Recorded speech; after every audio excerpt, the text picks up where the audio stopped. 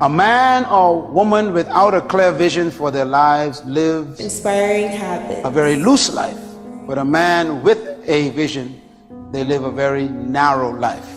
When a man or woman has a vision, their life becomes very, very tight. Why? Because vision simplifies life. Vision controls all of your choices after that.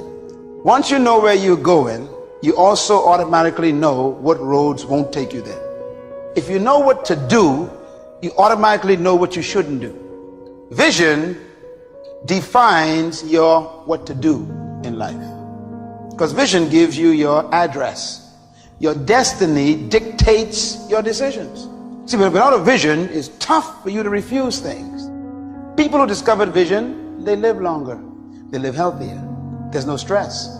Stress comes from not knowing what to do.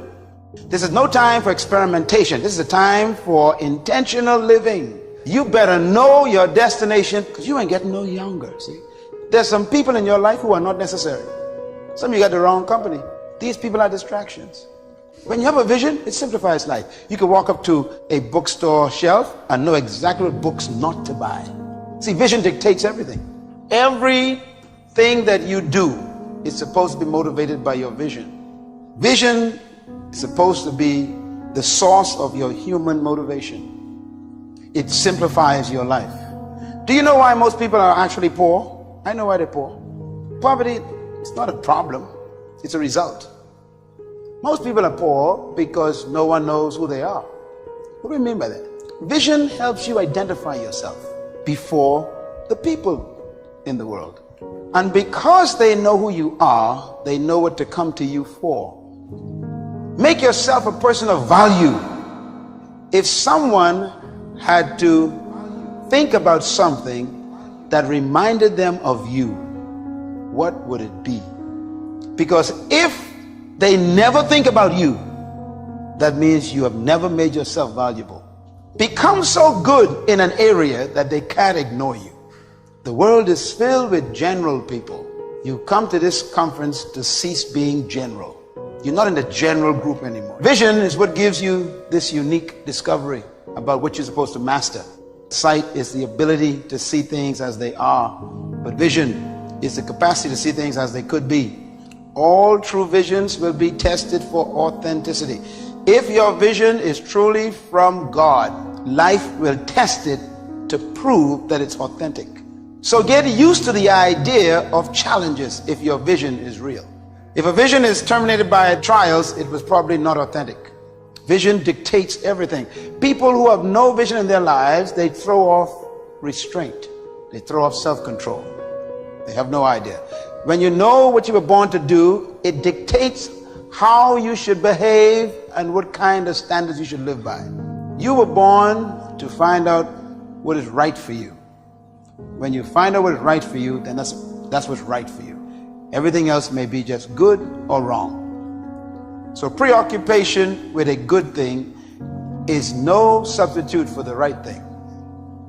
Stay with what you're born to do. Whatever you're supposed to do is not supposed to be erased. That's why I am convinced you were not created just to make a living and pay bills. You were created to give life and make a difference with your gift somewhere. That's why you came to this place. All of this that I have is really because of the grace of God. Now, you got to have a tremendous work ethic to be successful in here. In other words, you got to have a lot of dog in you. It's going to be a lot of trying times. So you have to have a tremendous work ethic. But you got to have faith. Faith without works is dead. You hear it all the time. You go to church and you learn all these scriptures, but then you don't apply none of them to your life. I maxed out 3-4 scriptures to get here. I kid you not. See, these principles of success, they've taken all of these scriptures and they putting them in books. Everything comes from the Bible. You really don't need self-help books. All of that information is in Proverbs. They just reworded it because people don't know how to read the Bible. I'm just giving you real talk now. I'm just trying to tell you how I got here. Your real life, the one God really got for you, is in your imagination. It is not in your current situation or your current paycheck. Your problem is you keep telling your imagination to the wrong people. See, if you want to kill a big dream, tell it to a small-minded person. It's dead. How many times, man, have you had a tremendous idea, something you thought was the one, and you went and told it to your loved ones and your so-called friends, and they shot it down? I mean, you was convinced that it was just, oh man, I just came to you. And you told it to them and they shot it down. And you thought since they was your loved ones and their friends and they got your best interests at heart, you believed them. You was wrong. You let them talk you out of what God got for you. Everything you have, everything we have in this world, somebody imagined it. Faith is the substance of things hoped for and the evidence of things not seen. I talk to so many people who get older and they've lost their faith. If you are sitting in here thinking that you're too old to listen to what Steve, hell, I'm 60.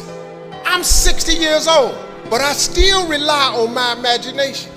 See, if you think you're too old to make it, let me give you a prime example. Colonel Sanders has been frying chicken his whole life. He was telling everybody he had the best chicken in the world. Ain't nobody believe him. They turned him down everywhere. Colonel Sanders didn't get a franchise till he was in his 60s. Kentucky Fried Chicken sell more chicken than anybody in the world today. So if you're sitting here thinking because you got a little gray on you, and you too late, as long as God waking you up in the morning, that's the sign that he ain't through with you. What I'm sharing with you is stuff that everybody can apply today. I'm just a real dude. I don't even have the education you all have. I flunked out of school. I was hoping I would get on TV. I wrote it on a piece of paper when I was 10, but when I wrote it on the paper, it wasn't factual. It was just hoping. You just got to start with the hope. Faith is the substance of things that you hope for. You just hope something jump. But if you take this scripture, faith is the substance of things hoped for and the evidence of things not seen. Because you're the only one can see it. Your imagination is actually God showing you a preview of a coming attraction that he has for you. The moment you don't believe in your imagination, you negate what he got for you. Some of y'all still sitting here with the ambition of opening a business one day, but you scared to go start the business because you got a job and you got bills. Rich people got bills. Everybody got bills. Hell, I got bills. You're going to let the fact that you got some bills stop you from opening the business, the thing that God done put in your imagination? So you're going to squash that because you got bills. Everybody got bills. Nobody's going to take you to the front of the line unless you push your way to the front of the line. Let me tell you that again. Nobody is going to take you to the front of the line unless you push your way to the front of the line. I want you to take the craziest dream you ever had. That dream that you were too embarrassed to tell anyone about. And I want you to go after it. I want you to make it a reality. I don't want you to dream, I want you to do. I know that you've heard the cliche quote that life is a marathon, not a sprint. Well, I'm gonna tell you, sometimes you don't even have the time to prepare for your marathon. Now, some of your dreams are gonna take longer than you think. One of the biggest lessons that I've learned in life is that you cannot achieve success without failure. But I made a decision to keep going, keep trying, even if it meant sometimes that I would fail. Some of my biggest successes come from some of my biggest failures. In the early 90s, when my friends were graduating from Howard, I didn't have a degree. My girlfriend was 8.5 months pregnant with my first baby. I bought a brand new house in Scarsdale that I could not afford. I found myself sitting alone in my bedroom and asking myself the question, what are you gonna do now? What are you gonna do now? So I had two choices.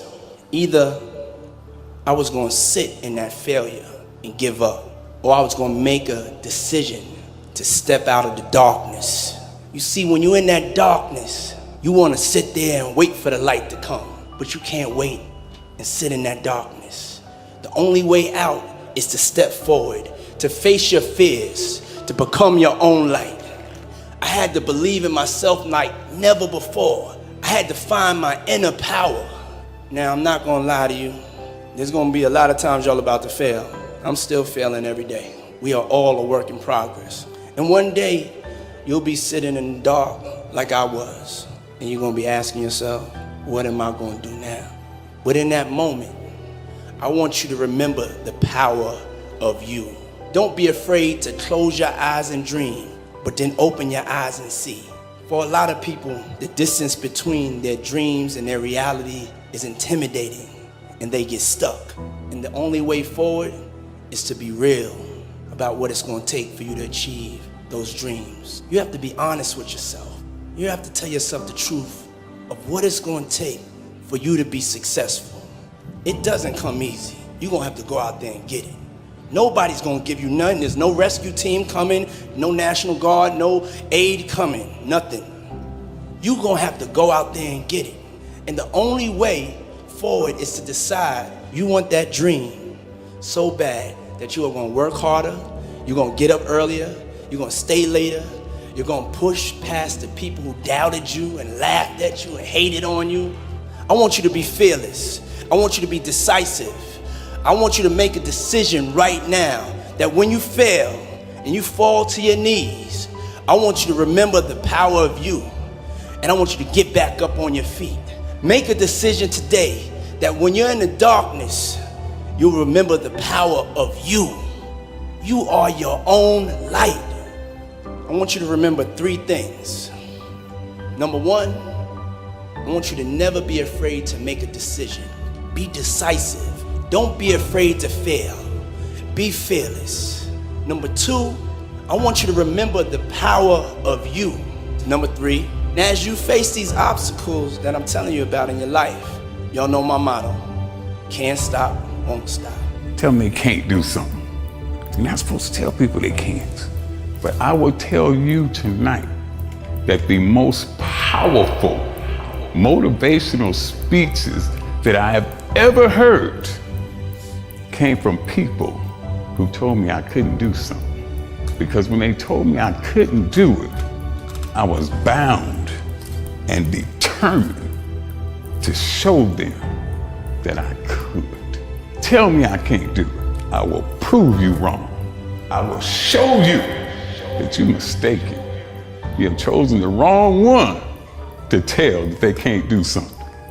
Because I believe, and this is real important, I can't, will thwart you, will stop you, will slow you down, will turn you around and cause you to move backwards if you let it. But if you have the proper mindset, I can't, will do nothing but make you that more determined to get to your goal. People will tell you obsession is a bad thing. If you want to be great, not good, not second, not third, if you want to be great, the very best at what you do, obsession is a necessity. You must be. Ain't no 2 ways about it. Nobody got to be the best at anything. I don't care if you flip pancakes, if you're the very best at it, you are obsessed about it. And obsessed about it means you slept and you dreamed and you ate that. I will be the very best at what I do. I am determined to be the very best at what I am. Nobody can tell me that I can't do it because I am obsessed. That is one necessary key to unlock the power of I can't. You gotta be obsessed with whatever your goal is. Next, question the impossible. The greatest achievements of mankind were made by people who questioned impossible. I speak to you from experience. I can't tell you how to go through something if I've never been through anything. I cannot tell you how to win if I have never won. But I will show you what I can do. I will show you, I will turn your I can't, I will never, I won't, it's impossible. I will turn it around and I will show you that I can do anything. Anything. That is my message to you. Let the I can't fuel your fire. If I can do it, every last one of you can do it. It's hard changing your life. It's not easy. In the Penobscot building in Detroit, Michigan, where I was operating my business, and I fell on some hard times, and I was sleeping in my office, and it was hard coming through the lobby. And sometimes they would laugh. There's a guy talking about becoming successful, and look at him. He's bathing in the bathroom upstairs on the 21st floor. He sleeps on the floor. Him and two other dreamers up there. Look at him. It was hard, ladies and gentlemen, coming to speak to people. And I was facing financial difficulties in my own life. It was very difficult to pick myself up each day believing that I could do it. There were times that I doubted myself. I said, God, why is this happening to me? I'm just trying to take care of my children and my mother. I'm not trying to steal or rob from anybody. It was very hard. And here's what I want to say to you. For those of you that have experienced some hardships, don't give up on your dream. There are rough times are going to come, but they have not come to stay. They have come to pass. It's a long shot, ladies and gentlemen, from Liberty City, an abandoned building on a floor, never knowing my mother or father. It's a long shot. No college training, labeled educable, mentally retarded, but I kept running toward my dream. It's very important as you hold on to that dream. There are moments when you're going to doubt yourself. What I'm doing now, I could have been doing years ago. But because I did not have a college education, because I didn't believe in myself, because I allowed other people's opinion of me to control my destiny, I didn't act on my ideas. Get the energy drainers out of your life. People who don't want anything, people who are not striving, people who are not challenging themselves, people who aren't growing, people who have stopped dreaming. It's necessary that you align yourself with people who are unstoppable and unreasonable, people who are refusing to leave life just as it is and who want more. Birds of a feather flock together. If you run around with losers, you will end up a loser. It's necessary that you get the losers out of your life if you want to live your dream. It's necessary to know that everybody won't see it, that everybody won't join you, that everybody won't have the vision. It's necessary to know that a lot of people like to complain, but they don't want to do anything about their situation. Most people don't work on their dreams. Why? For many years I didn't. One is because of fear. The fear of failure. What if things don't work out? And the fear of success. What if they do and I can't handle it? You have to know within yourself that I can do this. Even if no one else sees it for me, I must see it for myself. Many times we can have a great idea, but if you're not advancing it in the right way and things don't happen, you become discouraged and think the idea doesn't work. No, that's not true. It's necessary that you be flexible, that you are always thinking of how can I improve this better, because you model integrity and determination and ambition and truth and honesty. No one can do it for you but you. And even though you face disappointments, even though you will experience some setbacks, it goes with the territory. You must understand that. I want you to know that you're blessed and highly favored, and that as you go toward the future, begin to know that you have greatness within you. It's possible for you to live your dream. It's necessary that you associate with winners, that you work your system, that you are relentless, that you never give up. It's you. You've got to take personal responsibility. You've got to make it your personal business to make it happen. And you've got to resolve within yourself that I can do this. Inspiring habits. I'm the one to make this happen. I'm the one to become successful in this business. As you work to help other people to become successful, that feeds your success. But you know it's going to be hard, but find out what will make it worth it for you. What if we have that kind of attitude? The car's repossessed. Nobody believes in you. You've lost again and again and again. The lights are cut off, but you're still looking at your dream, reviewing it every day, and say to yourself, it's not over until I win. And if you simply go after that thing that you want with all of your capacity, strength and sagacity, faith, hope, and confidence, and stern pertinacity, with the help of God, you'll get it. It's been a plum-pleasing pleasure as well as a privilege. Thank you. Everything that I have is by the grace of God. I didn't always stick with him, but he always stuck with me. So stick with him. If you think you want to do what you think I've done, then do what I've done and stick with God. Number 2, fail big. Fail big. Take chances to dream big. But remember, dreams without goals are just dreams, and they ultimately fuel disappointment.